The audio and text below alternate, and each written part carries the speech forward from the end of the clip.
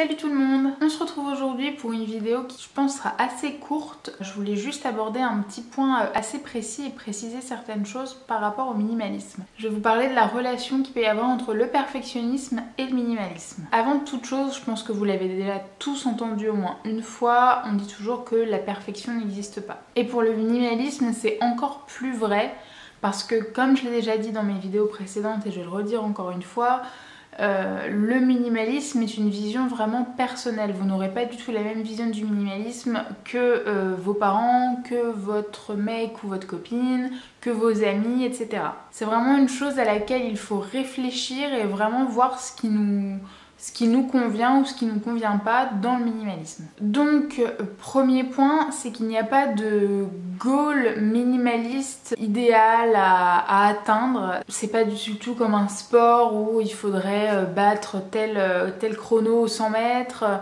C'est pas du tout ça, c'est vraiment quelque chose de très personnel et comme j'ai déjà dit, peut-être que vous êtes accro aux bouquins et que vous ne pourrez jamais vous séparer de votre collection de bouquins, c'est pas grave. Vous êtes peut-être accro au maquillage ou vous en faites votre métier, donc vous avez une collection absolument astronomique de maquillage, ben c'est pas grave. Le tout, c'est que ce soit quelque chose qui vous convienne, tout simplement. Donc, comme je le disais, il n'y a pas de but ultime du minimalisme, même si vous renseignez sur Pinterest, YouTube, les blogs, vous allez très souvent tomber sur des photos d'intérieur extrêmement épurées. Il ne faut pas vous arrêter à ça parce qu'il y a des personnes qui vont être très jusqu'au boutiste et qui du jour au lendemain vont déménager, partir vivre dans 25 mètres carrés, n'auront plus de canapé par exemple. Mais peut-être que ça ne correspond pas du tout à votre envie de vie et à vos besoins, et dans ce cas-là, il n'y a aucun problème. Faut pas essayer d'être perfectionniste dans le sens de faire comme les autres. Il faut vraiment que le minimalisme, votre minimalisme, soit à votre image et qu'il corresponde à vos besoins et à vos envies surtout. Par exemple, vous avez peut-être déjà vu le documentaire The Minimalist sur Netflix, qui est vraiment très intéressant, qui donne un point de vue assez chouette du minimalisme. C'est l'histoire de deux personnes qui, il me semble, sont amies dans la vie et qui se sont rendus compte que leur quotidien ne leur plaisait pas et ils se sont mis vraiment à épurer au maximum leur intérieur. Et il me semble même que l'un des deux n'a même plus de canapé, n'a quasiment plus de meubles. Vraiment, il garde un lit, une table, une chaise et il n'a plus rien. Évidemment, c'est quelque chose de très extrême et tout le monde ne peut pas se retrouver là-dedans, ce qui est tout à fait compréhensible. Voilà, je le dis encore une fois, il n'y a pas d'idéal minimaliste. C'est pas une case dans laquelle il faut à tout prix rentrer. Il faut juste prendre vous prenez ce que vous avez à prendre dans la philosophie du minimalisme et vous tentez de vous l'appliquer au mieux et selon vos envies et vos besoins. Ensuite, comme je l'ai déjà dit dans ma vidéo sur comment débuter dans le minimalisme, à mon avis, le mieux c'est d'y aller par étapes, petit à petit, pour pas se dégoûter, pour pas avoir d'effets rebonds où on va se mettre à vraiment dégager un maximum de choses qu'on possède et puis au final on va se rendre compte qu'on a peut-être viré des choses qui nous étaient encore utiles et au contraire on a gardé des choses qui ne nous servent pas. À mon avis, c'est quelque chose qui se réfléchit, qui s'anticipe et ensuite quand on passe à l'action, à mon sens, il vaut mieux y aller petit à petit. C'est pour ça qu'encore une fois, le perfectionnisme ne peut pas vraiment s'appliquer parce que quelqu'un de perfectionniste va vouloir aller tout de suite à fond dans le processus, va vouloir dégager un maximum de choses et c'est là que peut intervenir en même temps ce sentiment de oui mais je me sépare de tout, je vais avoir besoin encore de certaines choses et on va pas forcément se sentir à l'aise avec ça.